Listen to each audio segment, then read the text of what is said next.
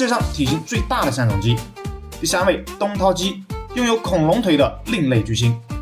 这种来自越南的东涛鸡绝对是鸡群中最引人注目的一类。它的画风清奇，尤其是那双无比粗壮、堪称恐龙腿的鸡爪，公鸡体重范围很广，可达6到12公斤。第2位，泽西巨人鸡，鸡界的不死派大个子。听名字就知道这是个狠角色，它诞生于美国，初衷非常实在，培育一种能替代火鸡的大型肉鸡。成年公鸡体重通常在13到15斤，母鸡也能长到8到10斤。第1位，婆罗门鸡，家禽界的温柔巨神。如果鸡界有选美大赛，那婆罗门鸡绝对是体型和气质双料冠军。这家伙成年后，公鸡体重能轻松达到15、16斤，甚至有些能够超过18斤，母鸡也有11、12斤左右。它站起来身高可以达到1.2米，几乎能平视你家餐桌。别看它个头吓人，性格却出奇的温顺。